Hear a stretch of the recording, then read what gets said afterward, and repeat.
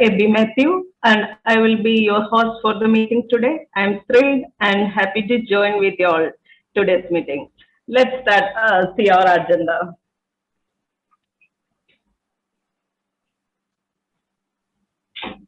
एवढं म्हणे agenda.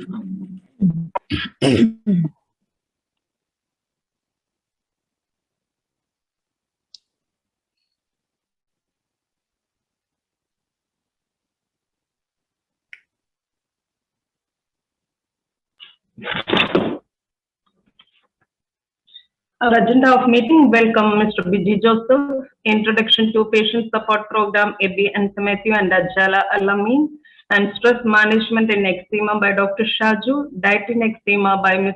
Hira, tipping point in eczema by Dr. Srikumar Gutru. Let me inform a few ground rules. If you have any questions during the meeting, the easiest way to let me know is to use the raised hand emoji. And second, kindly mute your mic.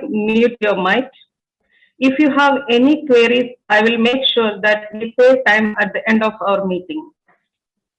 Let's get started.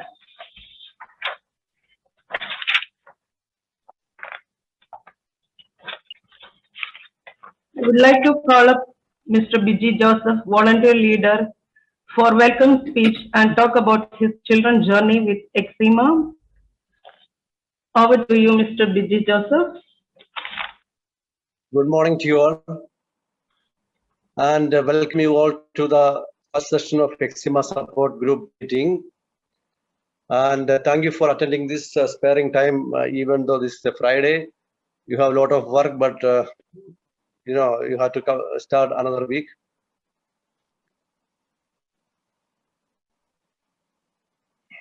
I believe this will be a very good initiative, having such a group conducting meetings. You can hear me? Yes, doctor. Okay. Conducting meetings and Yes, giving sir. awareness about eczema and sharing your concerns in the group. Moreover, the latest treatments, methods, and medications. I believe the parents or whoever taking care of this eczema patients, they must have a clear awareness and knowledge about how to deal with this disease.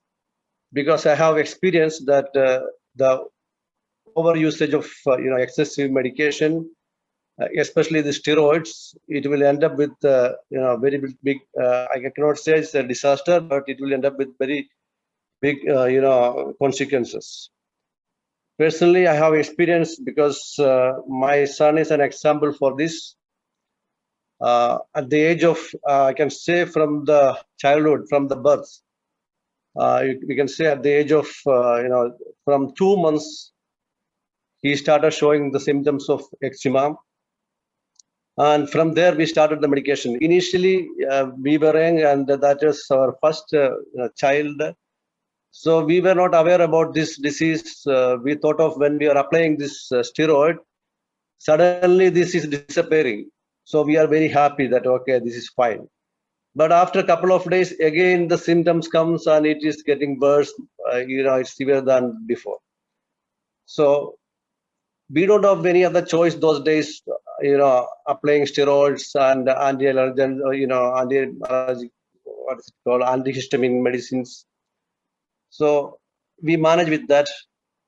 And before we meet Dr. Srikumar, because he has a major role in our journey for my kids' treatment.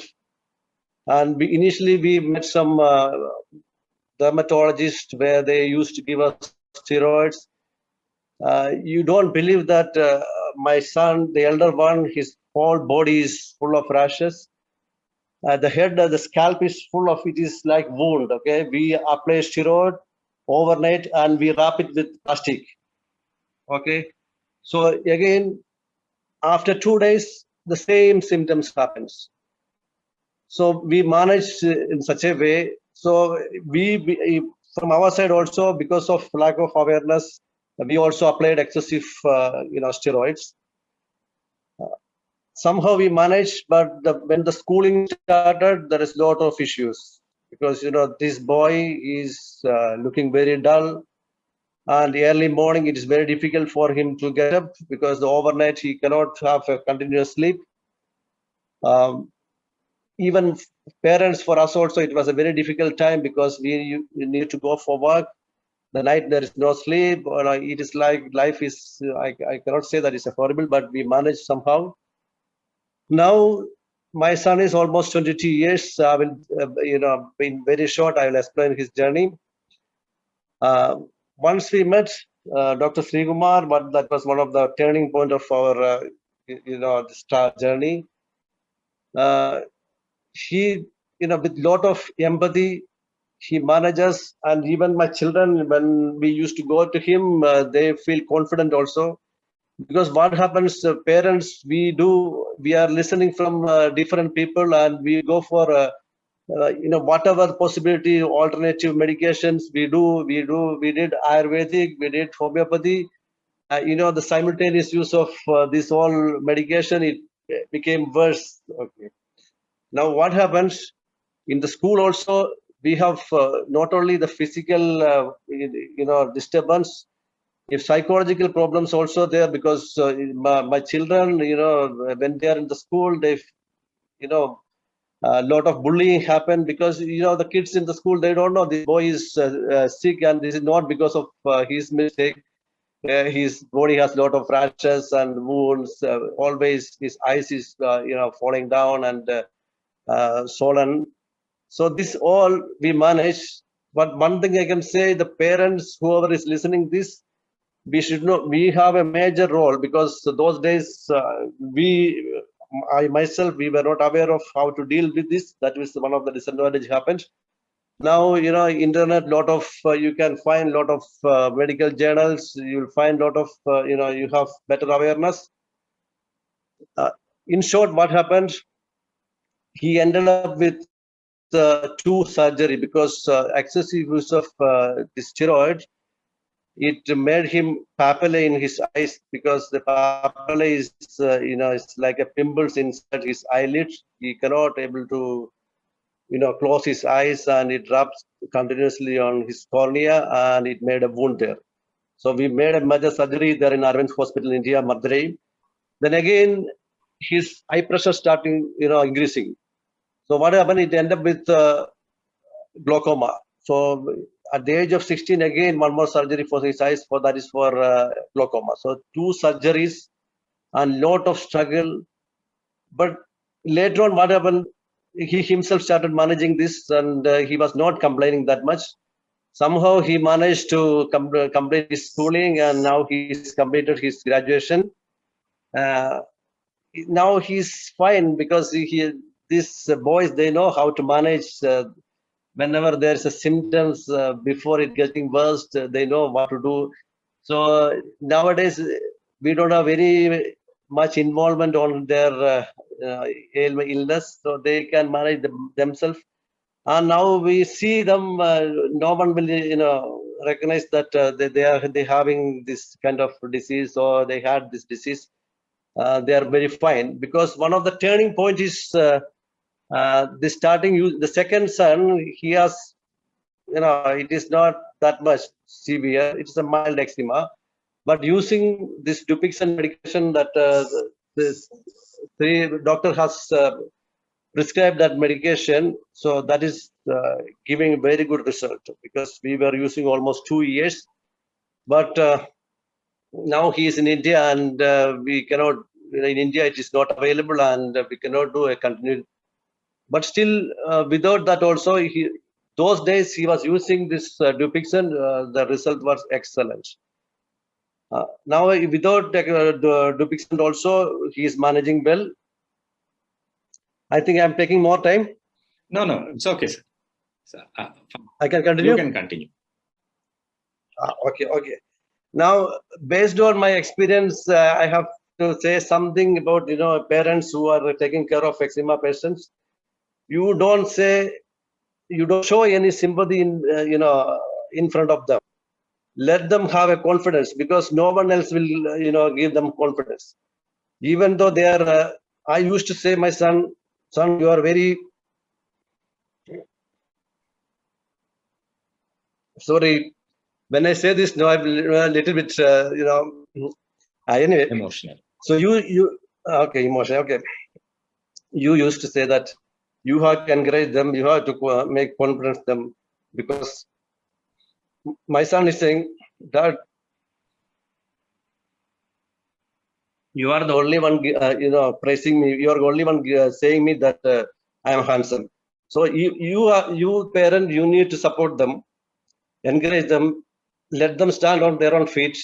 Later on, they will manage. Now I am very happy because they are normal kids now.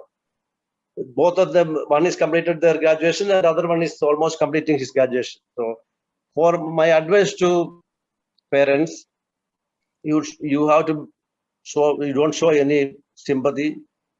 Okay, let them, okay, and encourage them. Even though there is some problem, because in schooling and all you'll have problem, because there is a lot of complaints. This boy, they cannot concentrate continuously because, a lot of itchings, discomfort.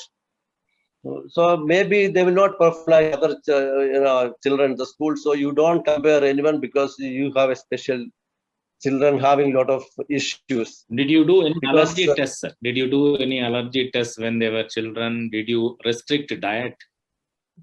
Yeah. Because, at the age when it is almost 6 months, we did one allergy test. It was in Rashid Hospital. They sent a sample to UK those days. And the allergen was this milk protein. Okay. And what is that in the orange? What is Citrus. Citrus and this milk. So my boys never had cow milk, okay, till the age of 15. They only used to have this soybean milk. Yeah. But and the parents, we are facing a lot of problem because we are facing a lot of financial issues also. Yeah. So sometimes what happened, those days we don't have this medical insurance facilities, so it was a very big difficulty to manage the treatment and all. Okay. So nowadays, anyway, all of them have this insurance facility. At least you can manage with, insurance. Now, the second thing I want to tell the parents, because, don't do any self-medication, because, over a period of time, we have some understanding about this, disease, and frequently doctor is prescribing, but you should not do your self-medication because this is very tricky. Each patient is unique actually. Their symptoms, their triggering of allergens. Until now, we don't know what is the exact allergy for our children. Now, earlier we used to take them to having pizza and all. Now, after having pizza, immediately they start, swelling their mouth, their nose, start itching, then immediately vomiting. So this cheese and all, but now they are used to have this all cheese items, milk items. They drink direct milk now, cow milk now. So that means the symptoms and these things varies. Yeah. Right, doctor? Yeah, absolutely. You gave a very wonderful introduction, sir. Actually, that is what we wanted to convey to the entire group. That first thing is it starts very early from childhood. Second is it's not just a skin problem, the lack of sleep, the emotional disturbance, the choice in food, the search for something which causes the allergy or triggering, the fact that you have to go and see so many doctors over your lifetime, the fact that it impacts your play, your growth, your eating habits, and concentration, study, sleep, and the fact that it has a huge economic burden on the entire family, and the fact that impacts the work of the parents, and also the fact that more than one person in the family usually has it. Most of the time, if they have a brother or sister, they also have it, and even the parents have the same kind of things. For example, did any of them have any wheezing at any time, any sneezing? Yes, they have wheezing problem also. Yeah. So you have given a wonderful journey of somebody with eczema. So I think let's move on. So now it's time for Abby to take over. Thank you, doctor. Thank you very much. Thank you, Mr. Midji Joseph. That was really an awesome experience from you. Thank you for that. And I would like to change a bit in our agenda because Dr. Shaju has his clinic today. So I need to Please, please. just change the introduction of patient support program. We'll do it after Dr. Shaju. Absolutely, absolutely. Let's do. Okay, I'm pleased to welcome Dr. Shaju George. He is specialist psychiatrist with 20 years of experience in psychiatry. He is the founder of first ever social network group for mental health professionals in UAE named Beautiful Minds. Currently, he is attached with Dubai Community Health Center, Odmeta, NMC Royal Hospital, Sharjah, and Medeor Hospital, Dubai. Today, he is going to talk about stress management in eczema. Over to you, Dr. Shaju. Welcome. Thank you, Abby. You can stop sharing the screen. Yeah. So can you see the PowerPoint now? Yes, sir. Yes. At the outset, I thank Dr. Sreekumar and support group members for giving me an opportunity to address this August audience. And the support group always, it's a very good initiative from Dr. Sreekumar. Because always we must understand the fact like support groups are necessary, are the most essential things to survive when we are going through this difficult journey, which Mr. Biji was trying to explain as a parent who was basically going through a difficult journey of his two sons who is having eczema. Whenever we are having a chronic medical problem, the journey will be difficult. And we need support of people who are like-minded people or who are going through similar issues so that we will be able to deal with the situation in a better way. And it's a very great initiative from Dr. Sreekumar for his clients and his family and their family members. I really appreciate Dr. Sreekumar for initiating such a wonderful group. This is the first group, first supported group of eczema. I've attended a couple of the support group meetings for psoriasis with Dr. Sreekumar. Whenever I attend any support group, what I have seen with the doctors support group, they are so enthusiastic and they are actively participating and supporting each other. Let this be a great initiative like any other support group started by Dr. Sreekumar. I wish you all the best. So let us move on to the subject, the stress management in eczema. The word stress is probably the one word which we have often discussed these days, especially during this pandemic. We are all going through stress for some or other reason, and the pandemic actually added to whatever be the stress we are going through on a daily life. So in what all ways, basically, this particular aspect is of importance in the context of eczema.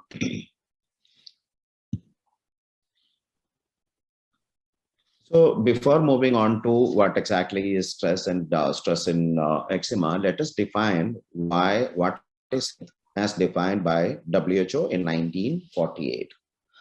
This is important because then only we need to understand the importance of the well-being in all three different domains. So health is a state of complete physical, mental, and social well-being.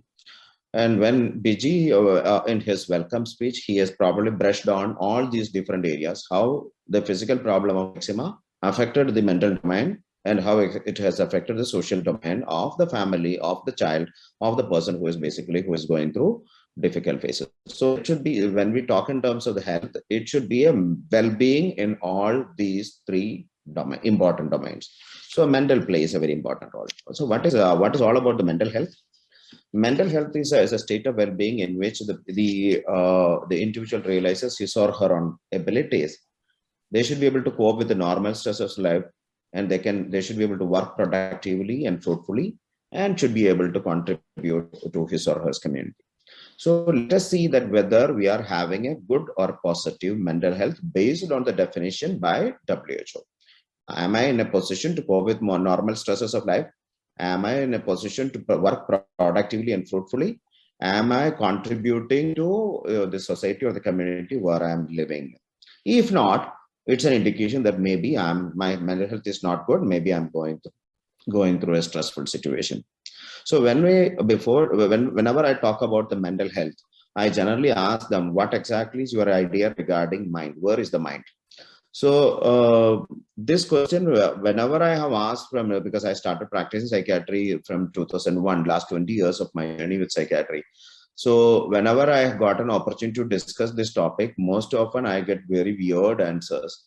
And most of them will tell me like it is in the heart, it is something which is not imaginary, which is something which is non-existent.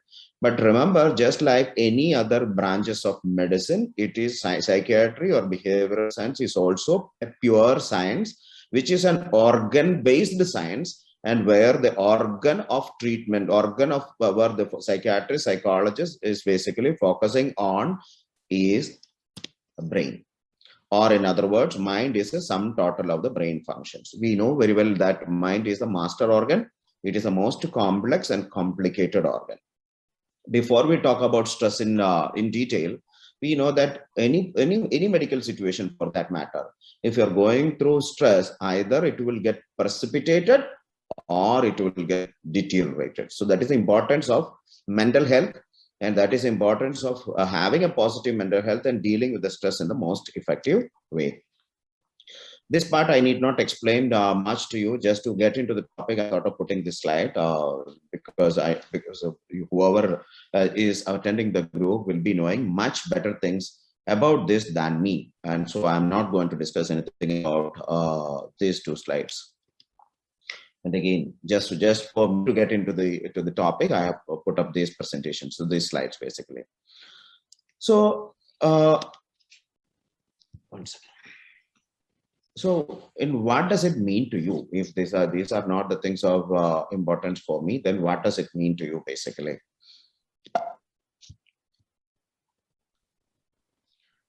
So, Mr. Biji was talking about the parenting. How difficult the parenting of a child with eczema. How difficult for the child when his parents are not in a position to accept, acknowledge, and support and be with him in this long journey. So let us see things from both perspectives. Parenting is a very difficult thing because we all expect when we go and get married, we expect a completely normal life. And when we have children, we expect an absolutely normal child. We will have a lot of dreams, fantasies, and expectations and goals in our life, and we will generally try to fulfill our dreams in our kids. And when things are not, from the very first moment, when things are not going the way we expect, from that night onwards, basically we will start getting nightmares. Why is it happening? How exactly I'm going to deal with it? How long I should continue with this journey? How I can continue in this journey? Initially, what happens is people always expect the most ideal situations in our life, and they will be in a state of denial. When they are in a state of denial, we basically miss the golden window. Dr. Sreekumar was asking about whether you have done the allergic test in the beginning or not. So basically what happens is whoever is going through, what I have seen with the mental health especially is, when they are having a problem, they will be in a state of denial. They will not go to any of the professionals. They will go to all other means and ways, including the faith healing. And finally, only when the situations go out of their hand, they basically land up in the medical with a medical professional, because they are still not ready to accept the fact that my son or myself is having a problem. So the most difficult aspect of parenting in the case of an eczematous child is basically it has to come with the acceptance. We should come out of the denial and we should come with the acceptance. So once the acceptance comes, yes, I knew that, yes, it is not going to go the way I was expecting, but let me focus on the quality of life rather than believing in absolutism. Either my son should not have any problem or my son is completely problematic. No, there are no all or none law. We should focus on the quality of life. The moment I'm ready to accept the things the way it is with a pragmatic concept, slowly I'll get onto the track, and slowly I'll start improving, and my distress will be less, and slowly I'll start improving. And this is going to give the great lot of comfort to the person who is going through going with eczema, because any person, any human being in this world want an acceptance by his fellow beings, whether it is his parents, siblings, or his fellow students or co-workers or the people in the community. I need to be a person who is accepted by the rest of the world. So it has to come from the parents or the siblings, especially from the parents first. Of course, the siblings will role model it. then his peers, then the people in the community. So if the parents are in a state of denial, and if they're, as he correctly said, as Mr. Biji correctly said, they don't want sympathy, they want empathy, they want acknowledgement, they want to accept them as a human being with a medical problem. So that itself will give them a very good self-esteem, which we'll discuss later. So a person should go, of course, I do have a medical problem. That doesn't mean that I'm an ugly person. I do have a medical problem. That doesn't mean that I'm a person who would to be kept as a tabooed person. So this has to come from the acknowledgement and acceptance and validation from the parents, and which will basically get replicated or accepted by the people around. Okay, so this is one aspect where the people are struggling. So earlier the better. This is another aspect. Of course, my partner is having a problem and I'm finding it difficult to accept it. It came to my notice after we started living together. And now, of course, I have rejection from my partner. And again, let me put things in a different perspective. The most painful thing which any human being will be finding it difficult to accept is the act of rejection, whether it is from the partner or family member or society or whatever it is. So the partner should be able to accept accept the person, so that will address the issue of rejection. How can we do that? See, if let's say the person that is having eczema, it is not because of his or her fault they are going through that. Genetic factors plays a major role, which is unmodifiable. So the person has not done anything to bring in the eczematous condition or any chronic medical condition. So it can happen to anyone. Of course, it happened to my partner, it happened to my son, it can happen to me also. If it is going to happen to me, and if I have to go through the phase of rejection by people around and my partner, then what kind of a human being I am? So am I an empathetic person? So the moment you are accepting the person, whoever be my partner, who is having a problem, basically you are accepting him or her as a human being, and that is again going to give me the great lot of comfort. If that is not there, it will lead to another series of conflicts and stress in their life. So acceptance, again, whether it is for the partner or whether it is from the parent or sibling or people around, it's something which is a major thing, especially in such chronic medical problems. So what it means to me more than science, it's my personal experience, and it is unique.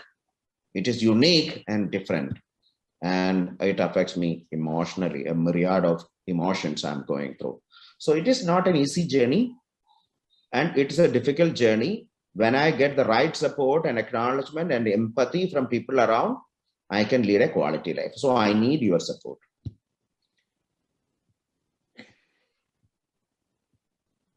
So what are those things which I will go through? I'll go through shame. I'll go through body image issues. I may go through inferiority complex. I may feel like I'm inferior to someone. I will have anger towards myself and others for reasons and no reasons. I'll be easily irritable. I'll be frustrated in my life. Dr. Sreekumar was trying to tell the audience, like, yes, a lot of people are contemplating the self-harm. It is out of frustration. When it is going to end?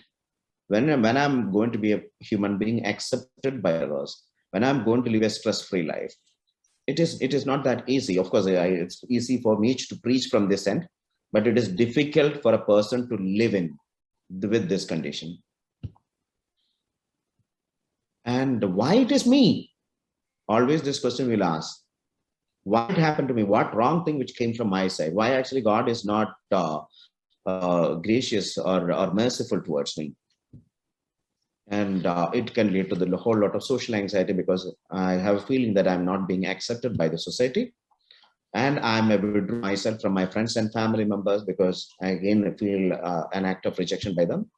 I'm going to a phase of depression, and my self-esteem is something. So probably since you people are either you are suffering from, or you are the caretakers or people who are going through eczema, most likely you might have seen whatever I have described here. So let me discuss 2 points out of all this. One is self-esteem issues, and second is depression. Both are interconnected. Why I'm addressing self-esteem? Because when I talk about myself, I always tell that there was a time period in my life when I felt ideally I should be the most happy person during that period. That was in my medical school period. I got into the government medical college, and I was coming from a village. So very few people generally get into medical college from villages. So I was one among them. So it should be a most exciting period for me. And for my own reasons, from the age of 17 until the age of 23, I thought I consider that period as the dark era in my life, because I thought I am the most ugly person in this world. I had my own reasons, because I was being bullied like anything while I was in college, while I was in medical school, because all nicknames were basically that of the Negro people. And you can imagine the psyche of an adolescent or a young adult going in a professional college in that particular age group. So the result was I became so timid, inhibited, and socially shy, and I was living in my own shell, and literally I became a no man, saying no to every situation where I'll have a feeling like I'll get exposed. So this has resulted in such a state like I was so depressed, socially anxious, not having the ability to maintain eye-to-eye contact and interact with people around. And finally, by the time I've reached my internship, I've realized that my bachelor's in medicine is not going to help me in any way, because if I'm continue to live like this, it is not going to help me.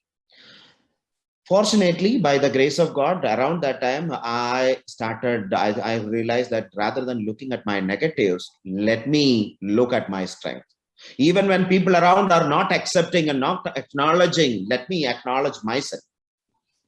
Let me acknowledge myself that as I'm a human being, a unique human being, a unique creation from the God, an idea, whatever be the limitations and flaws which I have, since I'm a unique creation, I'm a perfect creation, so I cannot be compared with any other person. And probably that was the transition, or the big, I'll say the turning point in my life, from a person of no man, I became a yes man. So I started saying yes to those situations where I was saying no before. I started acknowledging my strength. I started looking only at my strength, and my strength actually displaced my weaknesses and flaws in my character, or whatever be the flaws which I'm having in my life. So let me try to put things in perspective. It is not about eczema. It is not about your skin. It is all about who you are and what you are. And if you're, of course, there are physical discomfort of eczema, but it is not about the physical discomfort is something which is pulling your self-esteem down. It is all about because you feel like you are not an acceptable person in this community. You are not an acceptable person in the family. You are not an acceptable person in your friendship circle. So remember, you are a unique person. You are a man of strength. You are a man of lot of strength and potentials. And do not look at your negatives and look only at your strength, because your strength will displace your weaknesses. The second point which I would like to highlight is basically the depression. Depression, I am not talking in terms of the literal terms. I'm talking in terms of scientific terms. Depression is the most common medical problem. It was supposed to be the most common problem. Basically, it was hypothesized that only by 2030, depression is going to be the most common medical problem, because until then it was the cardiovascular disorder, heart disorders were the most common medical problem. But because of the pandemic, which was projected in 2030, came in 2021 itself. Now, depression is the most common medical problem or medical morbidity. So roughly 10% of the total world population. That means 1 million population in UAE, or out of 7.3 billion, 0.73 billion are suffering from treatable condition, depressive disorder. When I discuss about depression, I need to discuss about suicide, because 80% of the successful suicides which are happening in the world is because of the treatable condition, preventable condition, depression or depressive disorder. So whenever you are going through a low phase, generally I'll just list out the most important features of depression, because if you with that, basically you may be able to identify yourself or whoever be the person around who is going through, and you will be able to help. There are three main key features. One is feeling low and down most of the time, or getting irritable even for trivial or minor reasons. 2, anhedonia, or inability to experience happiness. I have everything in my life, but nothing basically makes me excited and making me happy. 3, easy fatigability. I'm getting tired and fatigued very often. These are the three major criteria. At least one should be there. And minor criteria are poor concentration, poor self-esteem and self-confidence, helpless, hopeless, worthless feeling like means nobody can help me out from the situation. I don't have any hope in my life and there is no worth. There is no point in living like this. Sleep either increase or decrease, appetite increase or decrease, libido decreased, no energy feeling, and a person who is religious is not feeling like saying prayers again, and no interest in pleasurable activities, which I was engaging before. No interest in watching movies, listening to movies, or going out and meeting my friends or whoever it is, whatever it is. So these are a couple of minor criteria for depression. If you have any of these symptoms, I'm not saying that we should jump into a conclusion of depressive disorder, but remember, maybe you are going through a depression and seek help, because 80%, 100%, if you diagnose depression in 100, 50 will have suicidal ideas, 15 will attempt, and a good number of them will succeed in their attempt. So let us move on to the other aspects. Apart from the above things, because of eczema, my physical activity might be reduced, my sleep might be reduced, I may be having more sick days, more hospitalization, it may affect my academics and my work. And it may have a negative impact on my sexuality, which is one of the major issue. I don't know whether when I highlight in that way, you may not accept, you may not be ready to accept, but do not underestimate. Even I'm not talking only in the terms of eczema, in the context of eczema. Generally, most of the marital conflicts is revolving around the sexuality and the sexual satisfaction. And it is all the more in chronic medical conditions, especially chronic dermatological condition, because of the issue of acceptance and rejection. Remember, this is something which we should not ignore. And victim of bullying, again, Mr. Biji was talking about how his children has witnessed or gone through and suffered because of the bullying. So these are the other aspects. Basically, the people will go through difficult phases or stress in the context of the eczema.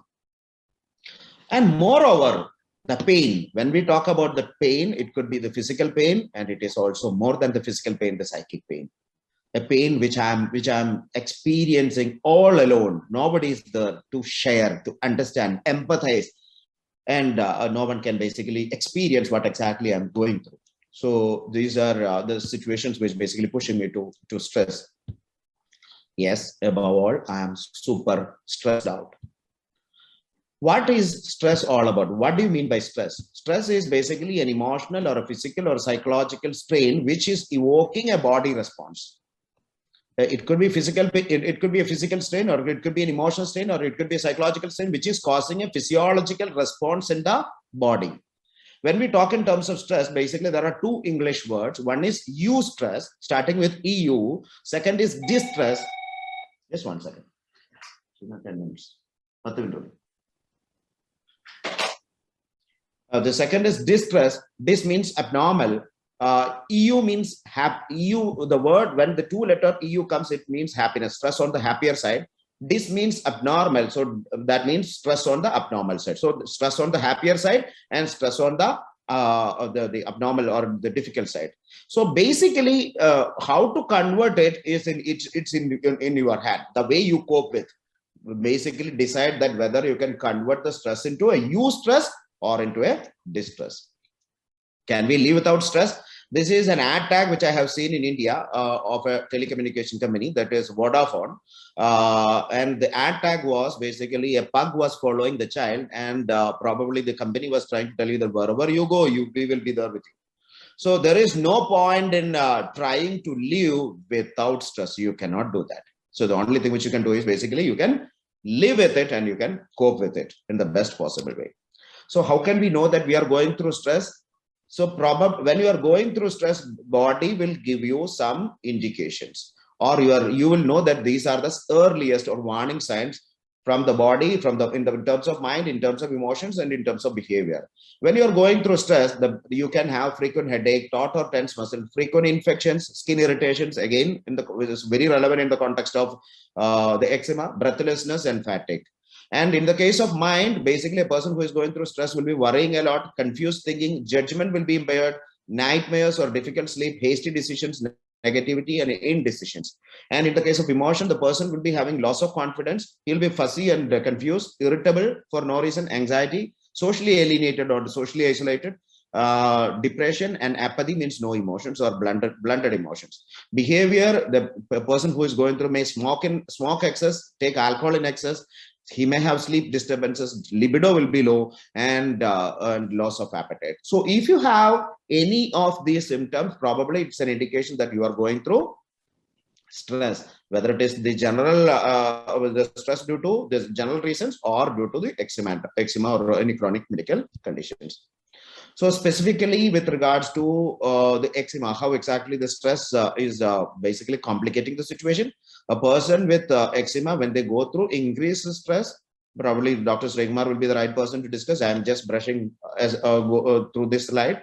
Release of cortisol. Cortisol is a steroid. It will suppress the immunity. Then what happens? Is the skin barrier dysfunction happens and the eczema flares up. So stress basically, as I told you in the beginning, either it can precipitate or it can deteriorate the condition. So what do you mean by stress management? Stress management is not about curing the disease. Sorry, stress management is not about curing the disease, but it is all about improving the quality of life. So QOL, quality of life, that should be the thing which should stay there in your mind. We are focusing on that. We are not talking about cure, because generally this is one issue probably the dermatologists and psychiatrists face. When the client comes, immediately they will ask, like, doctor, is it a curable disease? Will I ever come out of this problem? I immediately ask them, and whenever these questions were being raised by the medical students and the nursing students, because they have a feeling, especially in the about psychiatry, that psychiatric diseases are incurable diseases. So I immediately ask them, I reciprocate, I ask them, like, what are those curable diseases? I don't know what is your understanding regarding curable diseases. To my understanding, what I have understood is only infections are the curable diseases. Only infections among the group of the whole lot of medical problems. If you talk about curable diseases, only curable diseases are infections. Rest, whatever be the rest of the medical illnesses, they are all either controllable diseases or they will go with remitting and relapsing pattern. So we are basically focusing not on the cure aspect. We should focus only on the quality of life. If your quality of life is 50% better than yesterday, definitely you are in a better shape today. So how exactly we can manage the stress? I'm just going to discuss few general stress management aspects, and because of the time constraint, I'm not going to the details, but again, this will give you a rough idea how exactly you can manage.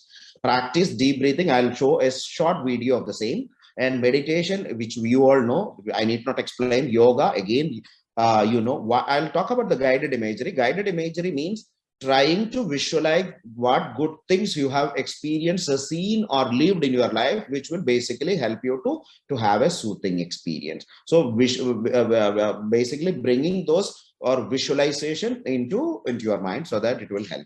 So how exactly the deep breathing techniques? So the simple deep breathing technique, which you can practice on a daily basis, is known as 4-7-8 technique. Take a long breath through both nose for 4 seconds. Hold the breath in the chest for next 7 seconds. Then towards the end of 7 seconds of breath holding through open mouth, breathe out for long 8 seconds. So if you can practice this 10 minutes in the morning, 10 minutes in the evening, whenever you are getting stressed out for 2 to 3 minutes, it will help you to stay relaxed. I don't know whether I'm going to show you a video. I don't know whether the video and audio is going to work properly. Just 1 second. Now 2, 3, 4, hold 2, 3, 4, 5, 6, 7, exhale 3, 4, 5, 6, 7, 8. Inhale 2, 3, 4, hold 2, 3, 4, 5, 6, 7, exhale 2, 3, 4, 5, 6, 7, 8. So this is the simple way of doing the relaxation method, most easy way.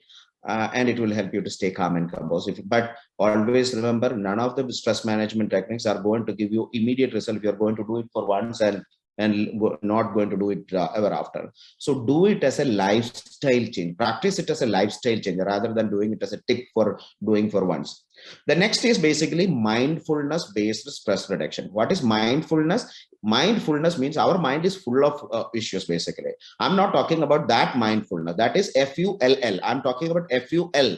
What is the difference between mindful with F-U-L-L and what is the difference between mindful means? See, mindful means living in the moment. If you live in the past, you should always, it will push you to a state of depression. You will always think that, oh, I should have done that. I should not have gone there. I should have that. See, I should not have met that person. So whenever you live in the past will always give a reason to push you to state of depression. And future is not in your hand. It has not yet come. But if you try to live in the future, if you think about the future, it will always uncertain and it will always give you anxiety. So the only thing which I can do is let me live in this moment. In this moment, by the grace of God, I can live the life to the full. So let me live in this moment. So mindful meditation is basically a meditation practice with the basic principle of mindfulness. And there is a video which will take 2 to 3 minutes. Start by taking your meditation seat, usually a solid cross-legged sitting position on a cushion on the floor. You should feel grounded and stable. Then you can just rest your hands on your thighs or your knees, whichever is more comfortable for you.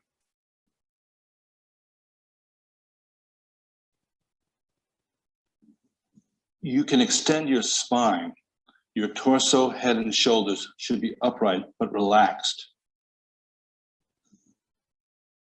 Gently tuck your chin in a little bit. The posture should feel uplifted but not stiff or tense.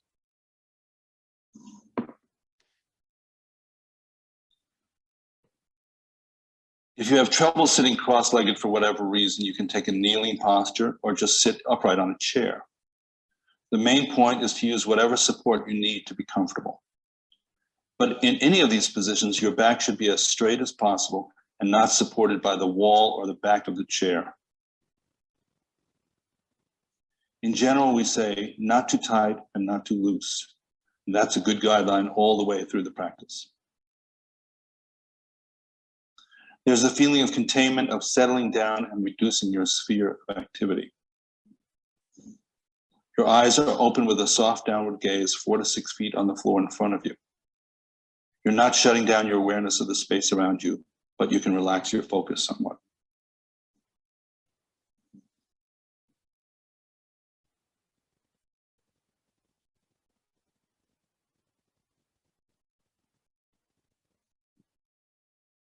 Having settled your body in this way, begin to pay attention to your breathing in and out.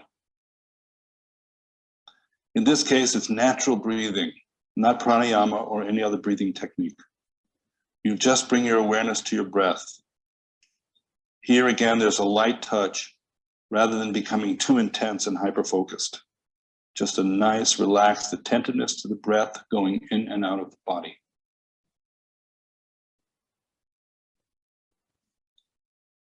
When you notice that your awareness is elsewhere, maybe you're thinking of your relationship, your work week coming up, or a big bowl of chocolate ice cream.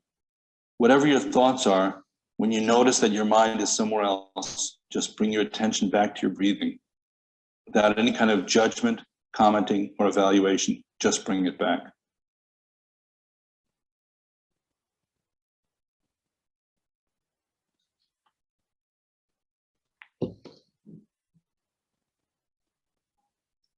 When you notice that you're thinking, just say to yourself, thinking. Just label it with that one word, thinking, and then bring your attention back once again to your breath. As your body is settling down, your mental activity will settle down as well. It's helpful to take a democratic approach toward your thoughts. They're all equal in some sense. We do not favor some thoughts or freak out about others. Very simply, when you notice that you're thinking and have drifted away from awareness of the breath, just label any and all thoughts thinking, and once again, bring your attention back to your breath.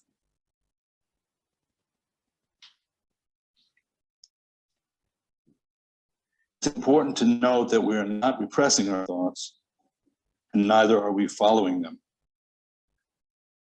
We're simply letting them be as they are, noticing. So basically, it is all about focusing on the moment, on breath. And whenever the thoughts keep disturbing you, basically you will have a democratic approach towards the thought and will consider it as thinking without giving any specific meaning for the relevance of the thing, whatever be the thought. So that is a basic essential step of the mindful meditation. If you want, you will get a lot of videos on YouTube, or if you want to share my presentation, I'm happy to share my presentation, which you can go through.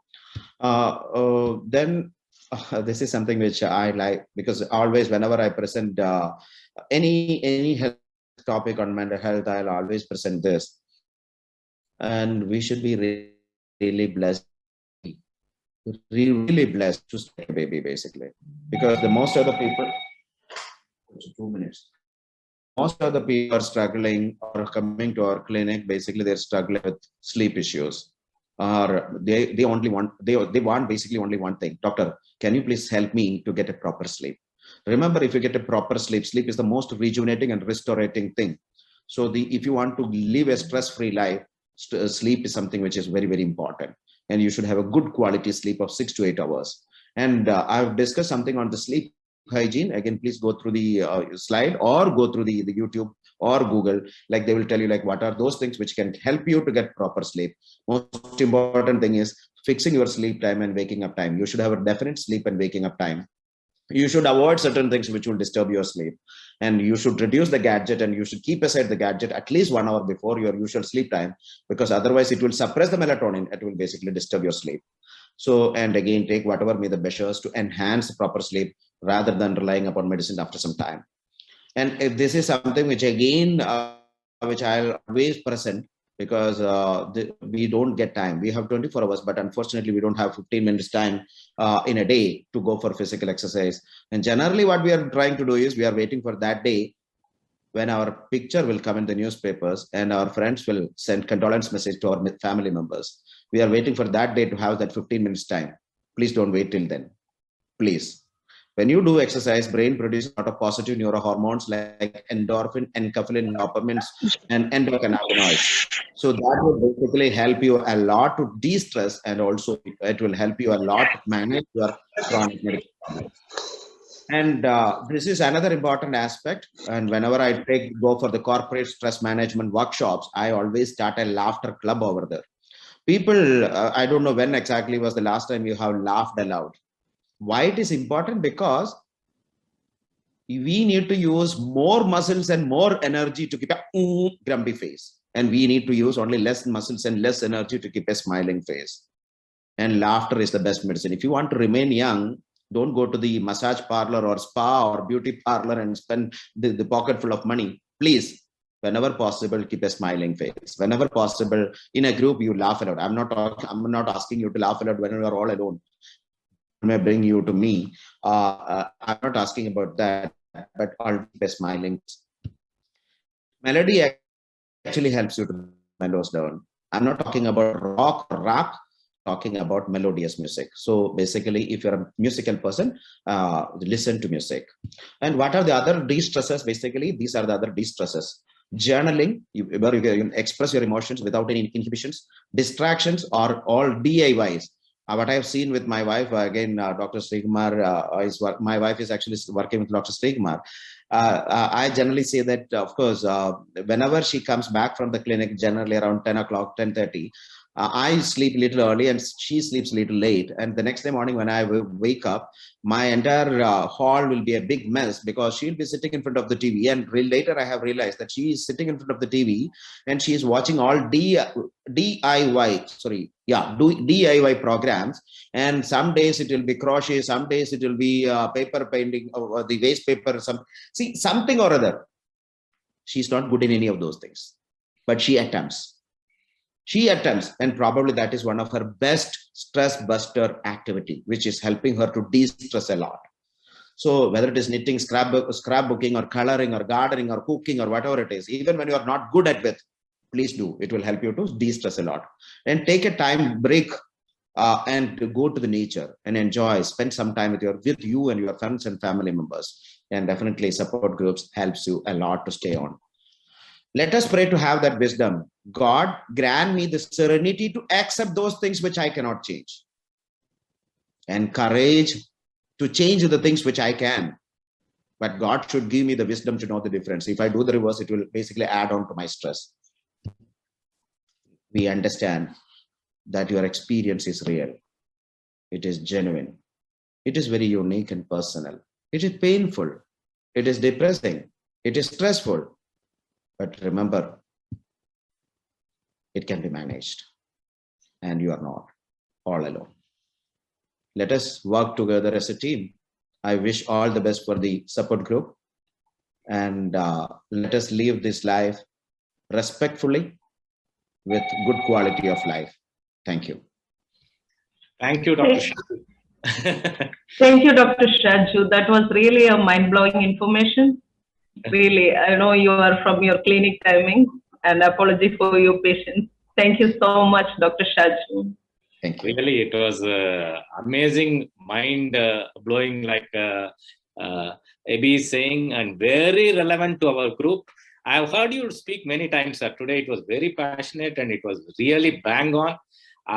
This recording will be of very high value for our group. I know you are very, very busy, so I'll catch up with you personally, but we started off with a bang. Amazing. Thank you very, very much for sparing your time.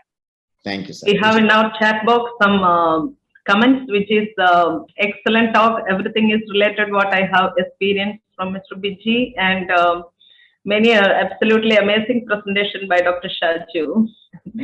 Some comments over there, Doctor. When you're free, you can check. Thank you so much, Dr. Shaju, for your valuable time. I'm leaving just because my clients are waiting. Thank you. Sure, Dr. Shaju, please. Okay. Let's move on to next speaker, Ms. Ajala from Bhaiti Home Healthcare. Bhaiti Home Healthcare focuses on delivering unparalleled medical and nursing care at the comfort of its patient's home. I would like to call Ms. Ajala Al-Amin to talk about Injection Dupixent Support Program by Bhaiti. Over to Ajala. Welcome. Hi, good morning all. Myself Ajala, working as a patient support nurse in Bhaiti Home Healthcare. As of all, you know about Dupixent injection, its dosage and storage and all. But so I would like to share some information regarding that. What is patient support program and what are the things we are doing regularly with the patients? So first of all, the dosage and the interval prescribed by the doctor. It will be vary because sometimes some patients have every 2 weeks, some of them will have every 3 weeks, and some of will every 4 weeks. So if you agree to receive our services, our nurse will call you for the registration to start our program, and the nurse will thoroughly explain you regarding our programs. So once we receive a new patient from the doctor, on the previous day itself, the nurse will call you for fixing the appointment. On the day of injection, exactly 45 minutes before, again the nurse will call you to take out the medicine from the fridge. During the first visit, the nurse will take consent from the patient, and also she will do assessment and will take vital signs before and after the injection. And if any adverse event noticed by the nurse, she will directly inform our doctor. So during the first injection, nurse will give you some health education regarding use of moisturizer, storage of medication and all. So each and every visit, the nurse will check the availability of the medication also. Before finishing the last injection, the nurse will ask you to book an appointment with the doctor to avoid the delay of injection. I think across all over the UAE, we have our patient support nurses to help you for giving the injection and all if you want our services. Thank you so much. I think you are all clear about our programs. Thank you. Thank you so much, Ms. Ajala. Let's move to Dr. Hira Susan Jacob, dietitian in Rashid Hospital. She has masters in food and nutrition and clinical nutrition. She will talk about the diet in eczema. Welcome, Dr. Hira Jacob. Thank you so much, B, for the wonderful introduction. And good morning, one and all. I hope I am audible to everybody. Is it? Yeah, it's audible. All right. I will share my screen, sir.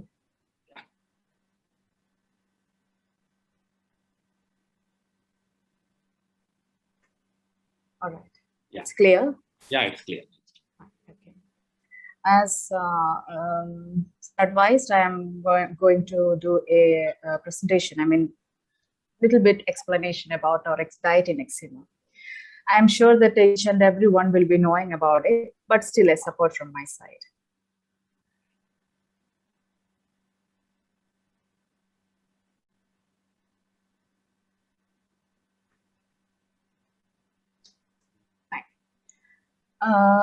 These are the types of eczema, like sir will be explained to each one of each of his patients, I think. And most of the time we are seeing this atopic dermatitis, and also this eczema. It's much related, you know, to our mental stress, our health status, like obesity. A lot of issues will be there. And this will be seen as like flared up skins, like itchy, everything. And always remember, food has a major role and our mind has a major role as well.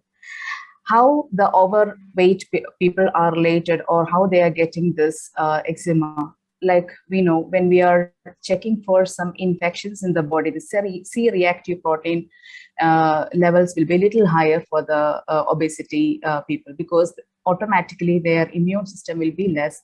As Dr. Shaju said, there's a clear link between the cortisol, which is the stress hormone, on your body. Because as you are becoming overweight, the natural capacity of your body or your good hormones will be less, will become less. And how the stress is, 1 second, I am facing a little problem here.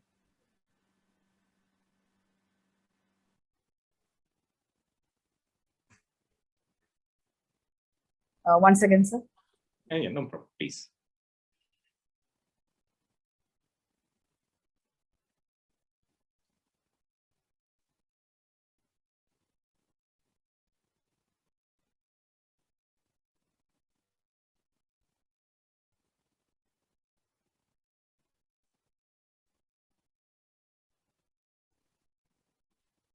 Okay, fine. Fine. And a recent survey by the National Eczema Association, they have revealed that around 30% of people with atopic dermatitis, they are diagnosed with even depression or anxiety. Dr. Shaju have given a clear and amazing talk on top of this. Am I audible? Yes, please. All right, okay. And why people with inflammatory skin diseases like eczema are more susceptible to mental issues such as anxiety or depression. It is because of the way their body communicates their brains during an inflammatory response.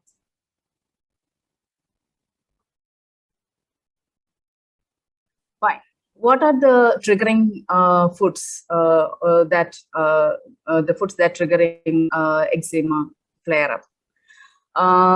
Usually we see people in our hospital with hypoallergenic or urticarial diet, which leads to, you know, most of the time the persons or the people will not be aware of which food they are allergic to.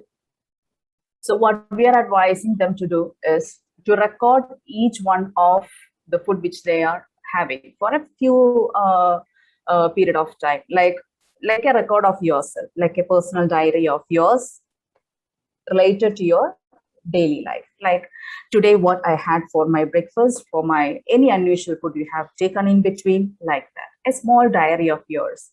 So usually what we are seeing is eggs, seafood, especially like shellfishes like prawn, crab, lobsters, etc.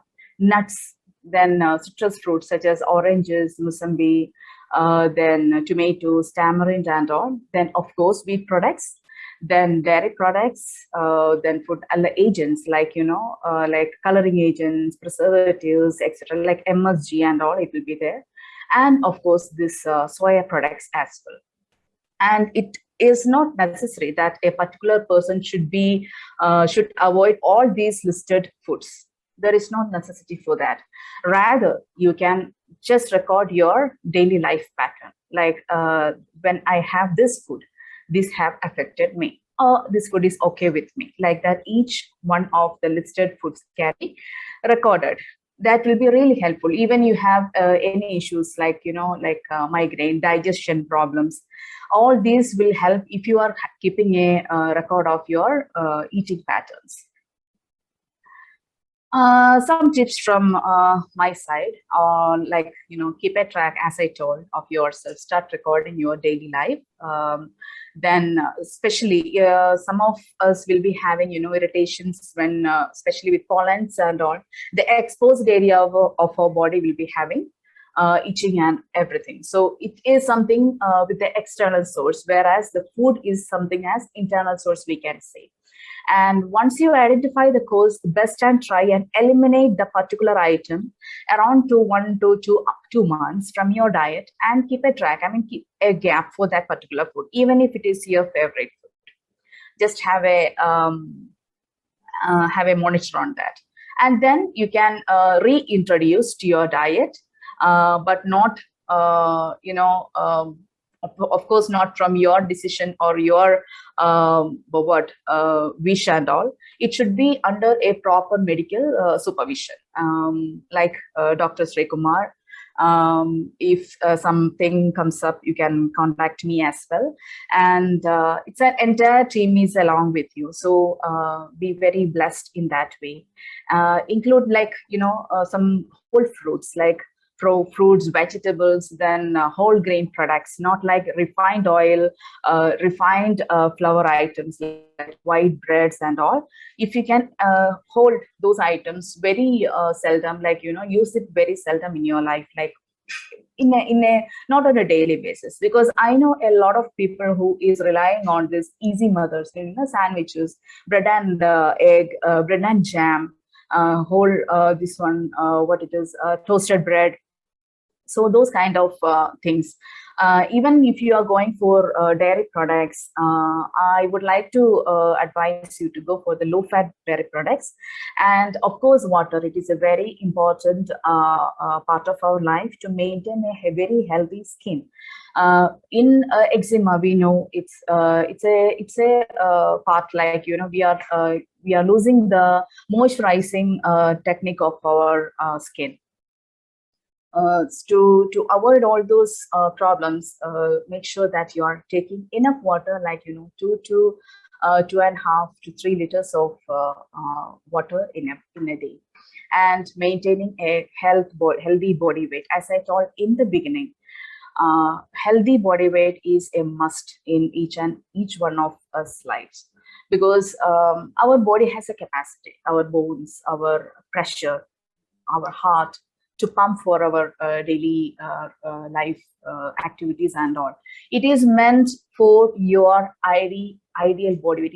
It is made like that. Like how you have something which 1 liter bottle capacity, in that you cannot put 2 liters of water or 2 liters of milk, whatever, according to the capacity of the stuff. Same way our body is, but the one problem is our tongue is different from our stomach. So it gives you, eat more. Even if you do not need it, you will start eating. And once you are done with it, you won't be able to move, or you won't be able to do stuffs like before. You want to sit somewhere, you want to relax. So those things. So remember, your body, that amount of food is exceeding your limit, your body limit. So what I have to say is, portion size really matters in a day, in a person's life. 2 spoons or 3 spoons, how much ever it is required for, as per your height and body weight, your life pattern. Are you leading a long time sitting kind of work, or you are moving around in your office?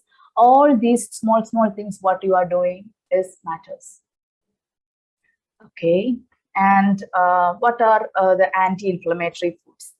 Anti-inflammatory foods, why I'm saying all of a sudden, you may be thinking of what is why she's saying. Inflammation is something like it leads to a lot of issues, including this eczema problems. So inflammatory food actually we are using each day. I mean, most of our South Indians or North Indians, whomever, Indians especially, are fond of spicy foods. And I have seen a lot of people who are relying on spicy foods when they are really stressed out. And the problem is, what I have noticed, if I'm going to a restaurant, it is not good to say, but really I focus on people, their eating pattern. Even if I am sitting, my husband used to say, like, why you are looking at them? See, come on, it is my chance to see around how people behave on their table. Most of the time, what I have seen is they use their gadgets, first of all, while they are having their food. It will distract your concentration of what you're eating, how much you are eating, because when you are using a particular gadget, or when you are discussing it, some topics which gives you more tension, it's human nature, we will gulp food, not eating actually. We are gulping food. Remember always, your stomach does not have any teeth.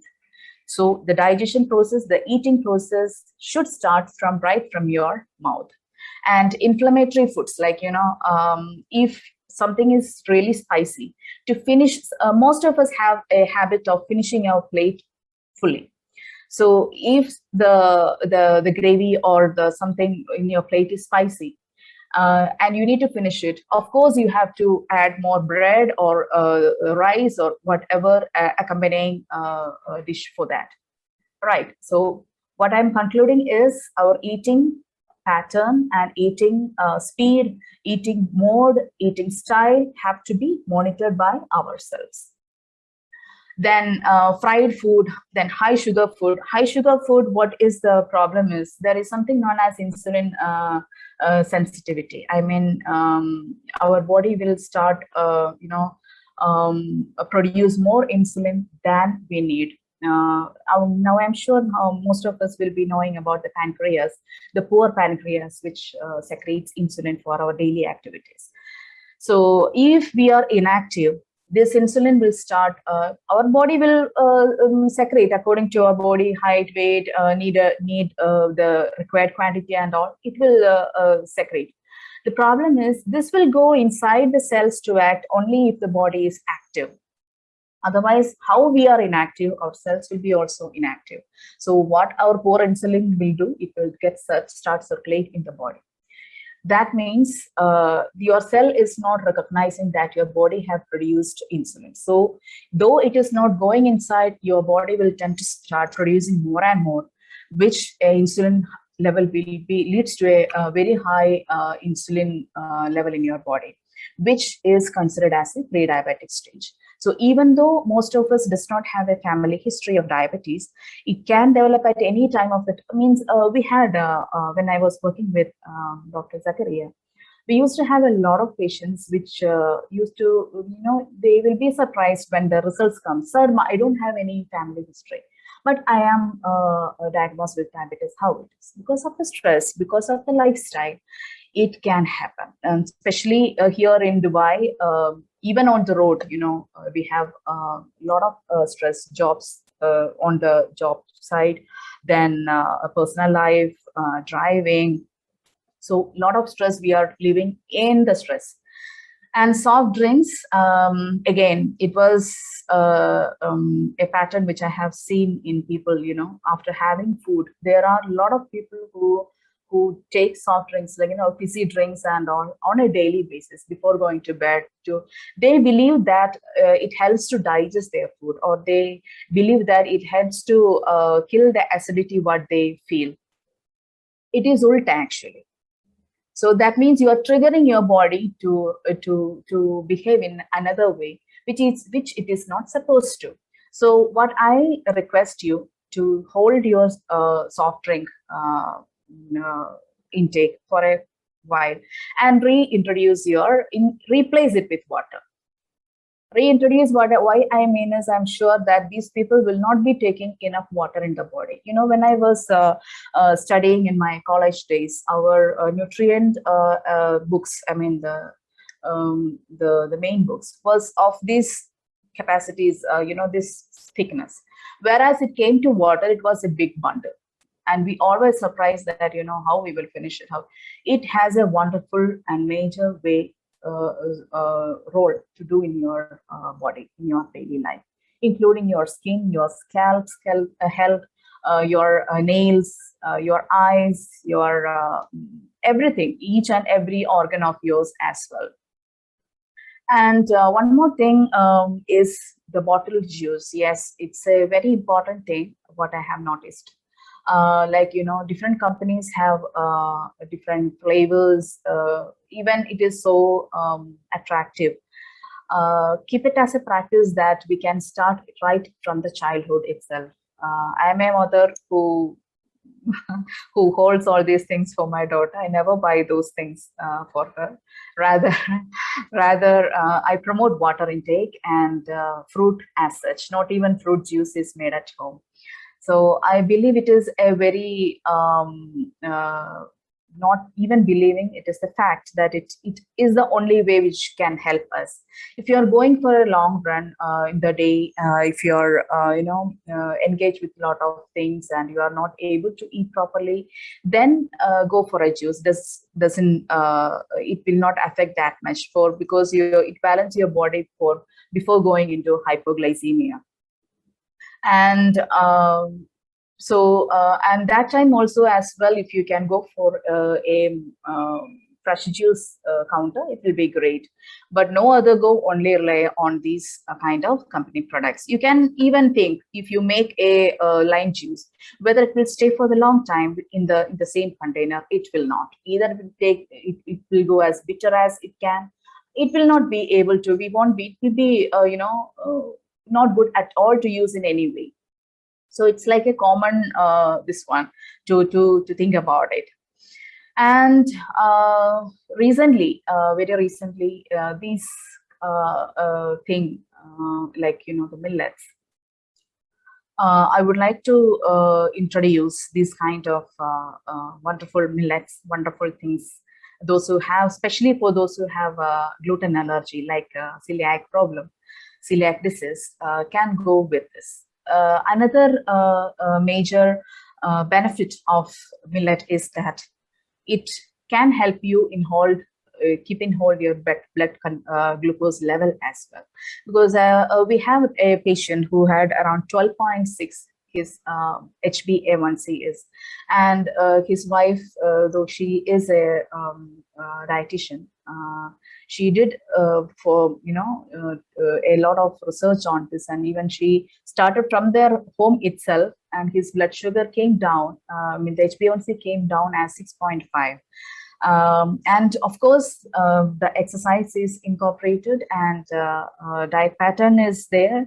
A lot of things was changed. Means a lifestyle management with a life change in your food. It will help you to have a better control of everything. Of course, if you are newly introduced anything in your diet and your daily life, make sure that you are keeping a focus on that how it is giving response in your body. So those like jowar, bajra, the pearl millet is nothing but bajra. Then ragi, then one thing is known as varagu in Tamil actually. Those all are quinoa. These are very good for our body to have a better control on the diabetes. It is, and also don't think that only diabetic people can eat it. Even I take millets because and I am not a diabetic. It gives a good feeling as well. It has a very good fiber content, so you will not be feeling hungry for a longer time. And by God's grace, these all things are available in the market as well. And how to do things in your life. It is only the way is to know yourself, and knowing yourself is the beginning of all wisdom. And once you are knowing yourself, you start loving yourself, things are much, much easier for us to go along with. As Dr. Shaju said, smiling face is a, is itself is a healing technique. I remember once I always used to think things, and I was like thinking that used to reflect on my face as well. So my dad used to say, why you are sitting like this? He is no more now, but still he used to ask me, why you are sitting like this? Can't you smile? Are, if I'm thinking something else, then how I can smile? Still you can, he said. Then I commented on him, like, if he advised me, when you are walking also, just try and smile. Then I told my dad that I don't think it is possible, because people might think something else, that on the walk itself I'm smiling. For what? Just try here, he told me. And I tried, and I got a lot of comments on that, when I'm approaching my patients also. In their stressful life, they are thinking too much things in the bed. When they see us with a smile, it makes a lot of sense for them. And I was wondering how smart my dad was to give me such a wonderful advice. So another thing is positiveness, to think positive in your life. Whatever happens, this world belongs to each one of us, and sky is our limit. And try positive things to do, and think positively. Whatever happens around you, it is for your good. You might be going through a lot of personal issues in personal life, then a lot of hardships. So whatever happens, always remember that if there is dark, there is a light as well. So let us think positively, let us know ourselves, let us monitor ourselves, what we are having properly in our daily life. Is there anything which is going wrong? And don't hesitate to share your thoughts and share your life with your team, because we are here to support you in any way which you want. All right. And I think I am done. I think it was useful. Thank you. Thank you, Doctor. Thank you. That was really informative. And I'm sure some of our group members will contact you soon. And we will try our best to follow what you said about our diet and smile. Okay. Thank you so much. Thank you. Yeah, went off to a wonderful start here. Really, eczema support group is off with a bang. We had a beautiful introduction to eczema itself by Biji about his life journey and parenting issues, and we had beautiful talk on the stress management and of course the diet. So probably you will be hounded. Thanks a lot. Thank you very, very much for sparing your time. Thank you, sir. Thank you, Dr. Hina. Now let's move on to Dr. Srikumar Gutru. If I start to tell about his achievements, I may take 1 hour. So I'll just tell it. I think no need to introduce much about Dr. Srikumar. All of you know. And he's a consultant dermatologist and the medical director of Joseph Polyclinic. And Dr. Srikumar is going to talk about some tipping points of eczema. Welcome, Dr. Srikumar Gutru. And it's all yours. Thank you, Abhi. Before I start, if any of us, the group members, want to say anything, I saw Mr. Ibrahim a few times. Sir, if you want to share your experience, please go ahead. You can speak. Good morning to all. I landed in Dubai in 1995, and when I faced the first summer in 1996, it also was horrible for me. I was suffering from eczema, too much scratches on my body, everything was going on. And then till 2006, I was suffering, and I consulted different doctors, and they were prescribing with the Atarax and the Telfast. This was going on, and it was not I didn't get any permanent solution for this one. At least 50% is not, I didn't get it. So I was unable to concentrate on my work. I was unable to sleep properly, and day-to-day routine work I was unable to do. So in 2006, when I met Dr. Srikumar, I found a solution for my skin problems and all. Firstly, initially he prescribed me Immuron, and then he asked me to have this Atarax also. So after having Immuron, it got control. I had a much control on that one. And then after the introduction of this Dupixent injection, Alhamdulillah, it was very fine for me. I mean, I know around almost 80 to 90% that eczema, that level has gone down now. Now I'm feeling much better with that Dupixent injection, and by week I'm having that injection, and I'm getting doctor's advice every month when I go. So whatever that he used to ask, you one sheet, and he asked me to fill what is the in a week, in that particular week, what are the options he used to give, what and all that questionnaire he used to give, and I used to have mostly only 99%. I'm fine, very fine. Thanks, Dr. Srikumar, for all this. Really for support. Every one of the stories of eczema are really life-changing. I know that. And in fact, you can see my face. Yeah, how I remember that. When I saw you first, you saw how my face was. Yeah, like Dr. Shaju said, self-esteem is very important. So when eczema affects the face, it can actually damage the self-esteem. And the old treatments like the steroid and Immuran, azathioprine that you were on can only control it. But with the newer medications, we have very safe medications with extremely wonderful result. And one of your turning points was the fact that you could stop Atarax also. So you were dependent on sedative antihistaminics, which actually stopped. And I'm very, very happy. Thank you so much for sharing your journey, sir. You want to say something, sir? Dr. Mr. Shanmugam Arunan is also there. You want to say something, sir? You can unmute yourself. You're muted. Speaker is muted. You're speaking. Speaker, sir, speak. Now okay? Now okay? Yeah, good morning, everybody. Because the same issue I am suffering, it was before 3 years. I consulted around more than 10 doctors and different major hospital also. But I didn't get a proper result. I thought my job resigned and to go from here. I informed to my company also. But one of my friend suggested Dr. Srikumar names. At last I come to you. Now you treated me last 1 year, I think. Now I am very much better. I am very thankful to you, and my family also thank you. Because now I am feeling very good. Very good. Yeah, 90% result I got it. Thank you very much. Welcome, sir. So the big thing about eczema is that it's a life-changing issue.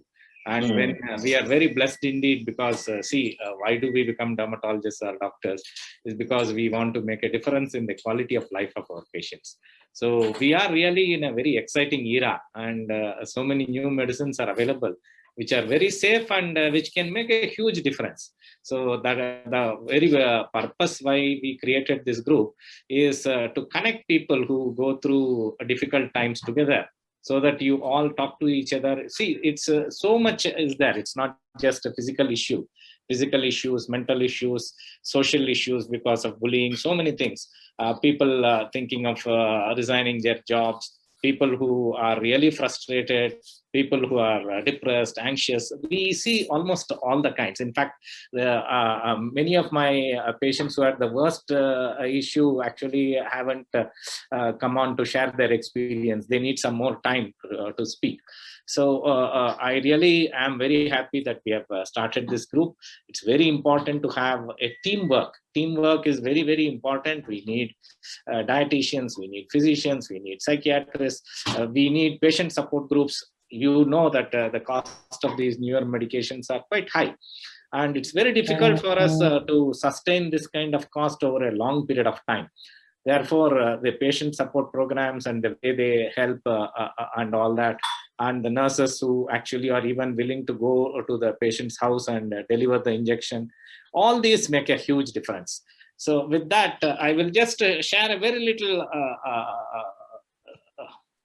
topic. Let me see whether I can get my slides in.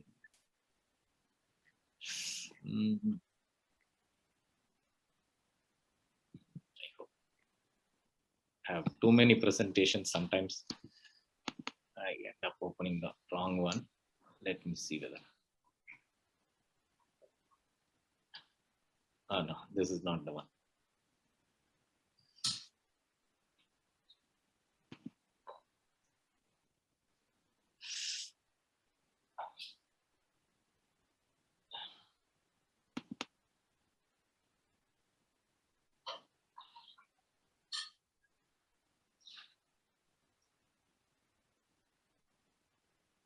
Just give me a minute because.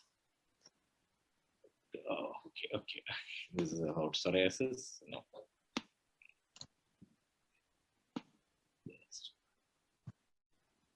Yeah, I got it. So I don't want to go through the whole deck because this is more for professionals and not for a patient group. So I'll just briefly talk about only the relevant points. Are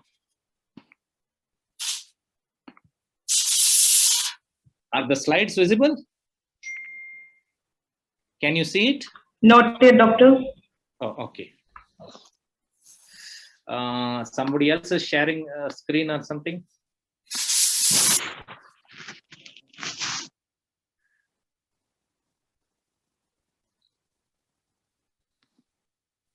Okay. Let me see that. Screen share. Now? Yes, doctor. Yes, doctor. So I don't want to talk for too long. All that I want to say is first is let's face the burden. So the burden of eczema is quite huge. So in fact, when you talk about non-fatal skin diseases, of all the skin diseases, eczema is the one which has the highest burden on the individual, on the family, and on the community in the entire world. In other words, of all the skin diseases, it is eczema which is the most troublesome. It's not something just on the skin. So skin, of course, is red, woozy, itchy, and all that. But the lack of sleep, the lack of energy, the huge psychological burden it causes, the life-changing impact it has in every age of life. It starts soon after birth. And soon after birth, the parents keep running around here and there. There's a need for a steroid application. There is steroid phobia, side effects of steroid, food problems. You know, eczema has something called an atopic march. It's one of those conditions where skin eczema starts first, then food allergies set in, then wheezing and asthma sets in, and then they become champion sneezers. And it's not just one person, it's the entire family, more than one person in the family, and sometimes even many generations suffer from it. The huge economic burden and sometimes the lifelong impact it has is understandably a very, very, very big issue that we all face. It causes problems in play, it causes problem in eating, it causes problem in schooling, it causes problem in interpersonal relationships, it causes problems in sexual life, it causes problems in choice of career, it causes impact in the economic ability of patients, it causes problems in work. So many people resign jobs. There are people who are so frustrated that they contemplate suicide. So it's one of the really conditions which has a huge impact on all of us. We all know it. In fact, of late, we know that it also has an impact internally, like increase in body weight, obesity, diabetic, cardiovascular issues. So many things are associated with eczema. Therefore, in a nutshell, it's one of those conditions which needs to be tackled with a multidisciplinary approach. What I mean is, we all need to share the burden. We need to consult a physician, a dietitian, a pediatrician, a psychiatrist. It's all of us which are important in managing this condition. So with that, it's quite exciting that we are in a new era now. We have done a lot of research. We know that there are 4 major issues in eczema. One is a genetic predisposition. If you have eczema, your parents, your family also has eczema, wheezing, sneezing, and all these put together is called the atopic genetic background. So we have a genetic background. Unfortunately, like Dr. Shaju said, it's not possible to change our parents. It's not possible to change our genes. So that's not something that we can alter. We also know that eczema patients have very dry skin and an impaired skin barrier. Various attempts have been made. All of you are fed up putting moisturizers right from birth. Let me tell you, all your bathrooms are full of big jars of moisturizers. You name the company, any number of companies. So the time wasted by applying creams, moisturizers, it's a huge burden. If you ask me what is the biggest burden in eczema, it is the amount of time you waste scratching, putting moisturizers, creams, and the time spent fighting at home over this. It is the time of quality life which is robbed by eczema, which is the biggest burden of eczema. Therefore, it is very important that we know what is new. So even though the epidermal barrier plays an important role, any attempt at altering the epidermal barrier has not been very successful in the outcome. Similarly, we know that the eczema patients are more prone for skin infections like staphylococcal aureus or bacterial infections, fungal infections. Treatment of these infections can improve eczema mildly, but it doesn't make a big difference. So the genetics can't be changed. The epidermal barrier changes are not very effective. Management of the infections are not very effective. The only point where we have actually realized that we can make a big difference in our patient's life is the inflammatory response which occurs in the skin. We know that inflammation, itching, redness, cracking, oozing, these all occur in patients with eczema. Thickening of the skin, darkening of the skin, thick patches occurring on the skin. See, all these are because of the immune inflammation which happens in the skin.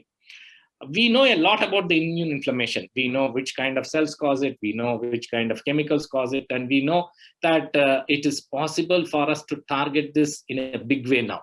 Some of the older treatments for eczema, many of you have gone through. You have been using steroid creams, you have used steroid tablets, sometimes you have used medicines like cyclosporin, Imuran. So these tablets are all broad immune suppressants which can suppress the immunity of our body very much, and they have a role in eczema, but then they have serious side effects. We are all living in the COVID era, and if you use medications like this, the risk level is much higher. At the same time, we are blessed because we now know that we can specifically target certain chemicals in the skin, and which tend to be very successful. So with that, let me go on to my next slide.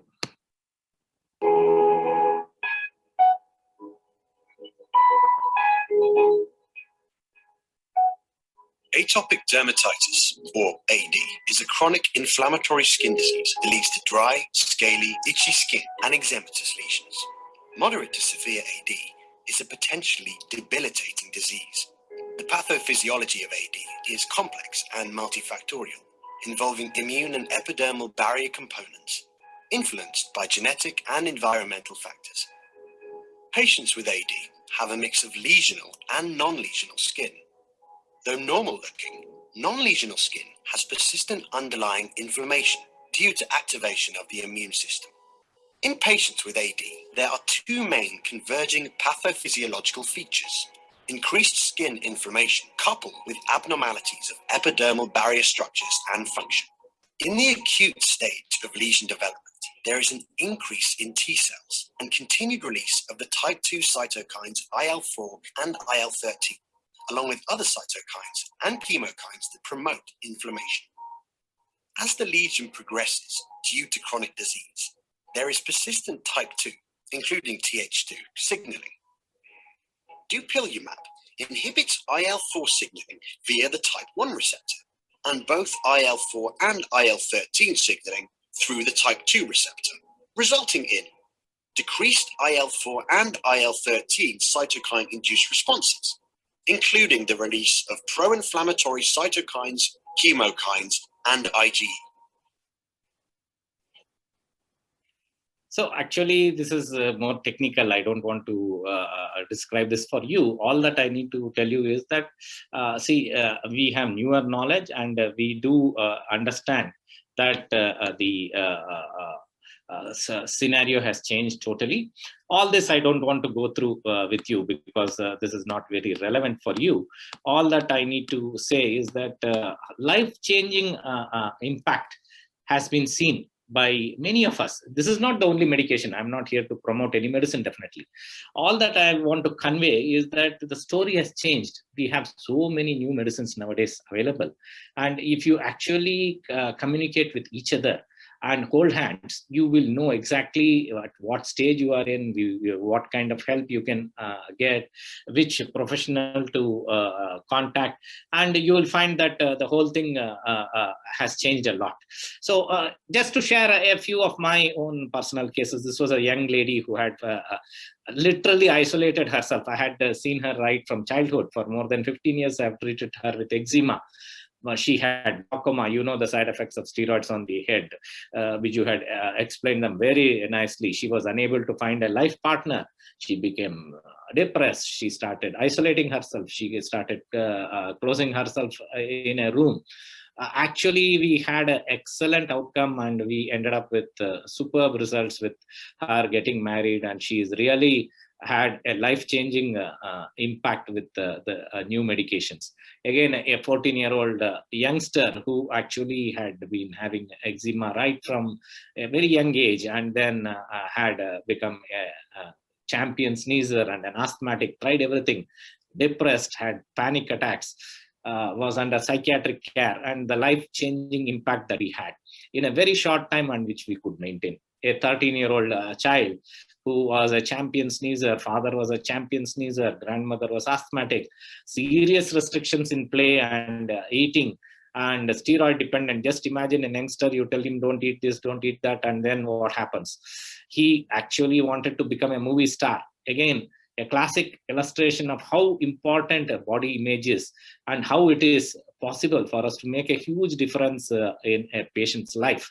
And almost every story, a young child who almost never attended school because of eczema, and the huge impact that we had because of the treatment.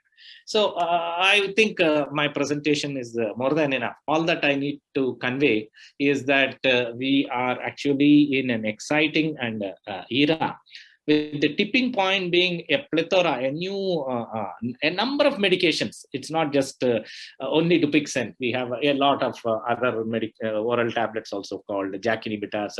The way we manage eczema has changed a lot. And in fact, it has become one of the most rewarding experiences, as many of you have shared. What else are we here for, unless we are here to make a difference in the patient's life?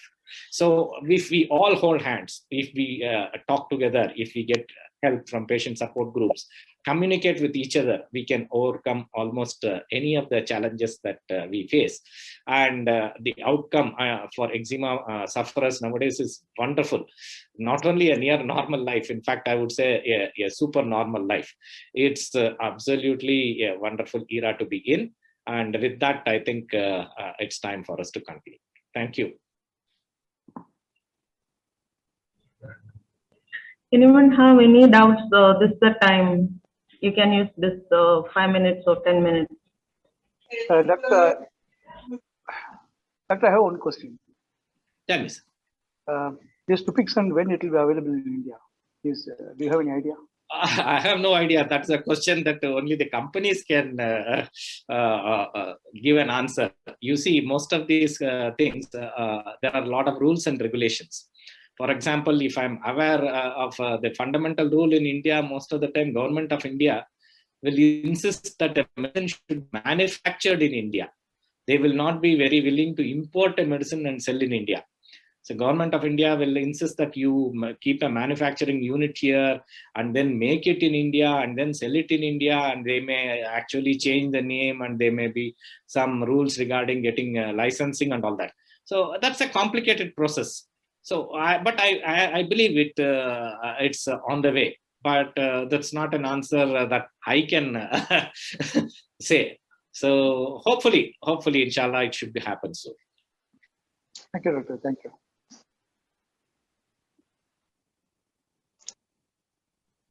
Anyone else? Any concerns? Can I ask one question to Dr. Yes, sir. Srikumar? Sure, please, carry on. After finish this, I can stop this Dupixent injection. That's a very important question, sir. A lot of people ask that question. Answer is yes and no. Yes and no in the sense, see, eczema is a lifelong condition in some people. In some people, it starts at childhood and again gets cured by the time they are 2 years old. In some people, it starts at the age of 2 months or 6 months and then gets cured by the time they are 19 or 20. In some people, it starts at childhood and goes on throughout life. There are some people who get it when they are children and not when they were babies. There are some people who, till they are adults, they never get eczema. And then when you are an adult, you start getting eczema. Therefore, in technical terms, they are called genotypes and phenotypes.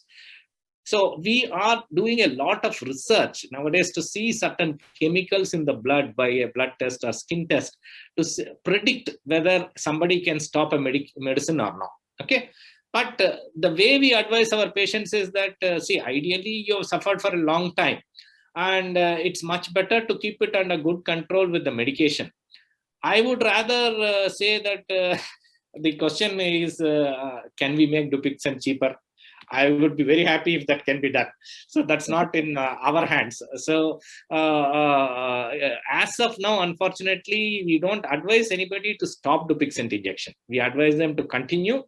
But in the practical world, real life world, it is possible for people to stop the injection. I've had people who stopped the injection and went to India and got caught during the COVID season. For some reason, insurance stopped supporting, they stopped the injection. The good news is that even after some time, just in case somebody is unlucky and disease flares up, when we restart this injection, it seems to work equally well. That is first good news. Second good news, it's very safe even during this COVID era. Anybody can take the COVID vaccination because they are all not live vaccines, they are killed vaccines. The chance that somebody will get COVID is the same as the general population, not anything special. And it's actually, we have seen that the overall outcome of COVID in patients with who are on this injection is actually much less severe than even in the general population. So it's a safe injection. It doesn't require any blood test. All those things are there. I'm not trying to promote the injection in any way. I will also be happy if we can stop the injection, but it all depends on the improvement in quality of life, and then be open to retreatment. And the good news is that so many new oral tablets are also coming. Therefore, definitely we are in a very exciting time right now. One more question, doctor. Yeah. Tell me, sir. The continuation of Dupixent injection, any side effect is happened? So far, we have been very lucky that injection, the medicine, does not have any organ toxicity. It doesn't spoil the kidney, liver, and all that as per the label. So it's a relatively safe tablet. It's not a steroid. It doesn't require blood tests.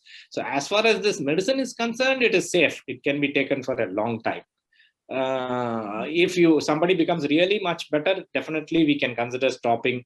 We can consider some other medicine also. It's not like somebody cannot stop, but then it's a safe medication and can be taken for a long time. Yes. Okay, thank you, doctor. Welcome. Okay. Now I'm pleased. Anything else? Anybody else? And Satish Shirbate, is it? Doctor, I have only one question related to like the frequency and intermittent. Like sometimes what happens, like availability of the injections through the insurance, and we are buying ourselves. The gap is increasing even if we place the order for the injections. So for example, if you have advised us like every 2 weeks or like every 14 days what we are taking, and if it is increased to 1 month or let's say 6 weeks, is there any issues with the medication, or like we can continue? The very purpose of this meeting is actually to connect you to the patient support group, sir. So I'm sure these people, Baiti people, will keep in touch with you you can get their number, and they will help you to get the injection on time. So one of the drawbacks is that, the insurance issues. So whatever it is, we will, I'm sure this patient support group people, they will get in touch with you and try to take the injection on time.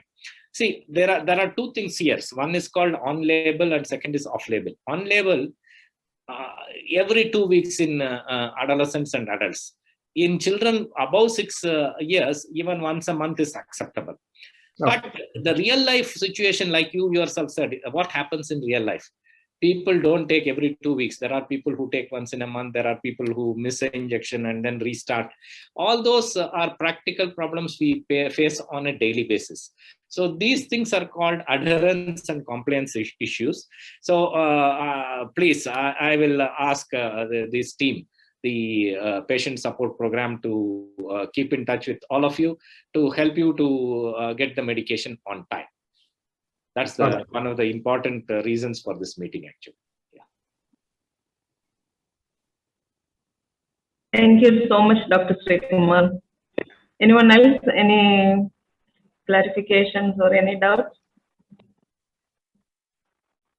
Okay, let's move to, pleased to welcome Ms. Stella Mary Rosonda. She is our admin coordinator and the PSP coordinator. She will say about our program and vote of thanks.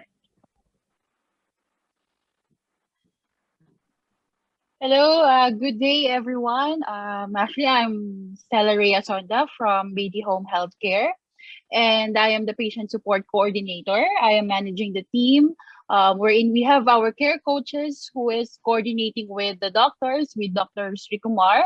I know you know Mirvat, and for the patients who are living in the Northern Emirates, we have Mirvat. I believe you know her as well. So this is our team. BT Home Healthcare is here for you to give injection and education regarding the Dupixent. We are contracted with Sanofi for the indication of atopic dermatitis. So whenever you are going to have questions with your treatment, you can always contact Mirvat. And if there's something that needs to be escalated to the doctor, then we are going to do the necessary things of coordinating with them. And also, for any adverse reaction, you have to report to us in order to be reported to the Sanofi department or Sanofi pharmaceutical company in order to make some, changes in the medications or whatever research that they are doing with it. So we can have all a good quality of life when we are following our protocols for this injection. So that's only a small introduction for from our company for patient support program. So anything you can ask your care coach, which is Mirvat. Okay, Abby. Put the contact number in our support group. So sure. We will add the support coaches contact number and details in our WhatsApp group, so that people can keep in touch to make sure that they get their medications on time. Thank you, Stella, so much for that. That was really informative. We will share the care coaches number in our group. Okay. Let's wind up, Dr. Sreekumar. Yeah. This is time for prayer. Anything else? No. I think it's time. Anybody would like to share? Any comments? How often this program will happen? It all depends on the demand, sir. If we make it too frequent, it will be a burden for everybody. So let's try to keep it once in 2 months. Once in 2 months, maybe we'll have a talk. We have a large pool of talent. So I have a large group of friends. We can rope in allergologists. I think Dr. Ravi Gatta expressed his interest in joining the group and giving a talk. And we have so many other specialists also ready to share their knowledge and talent. We can even set up even patients who want to give a talk, we can rope them in. We can bring in yoga specialists, we can bring in stress management coaches, life coaches. So we can definitely make this quite a useful and interactive group. So let's keep it once in 2, maximum once in 2 to 3 months. Okay, That's, thank you. Thank you. okay, that's it.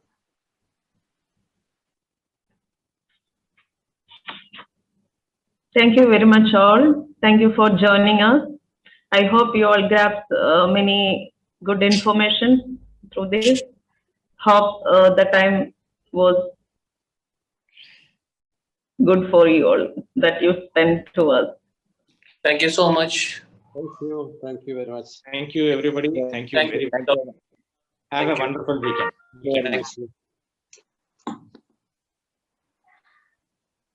Thank you so much.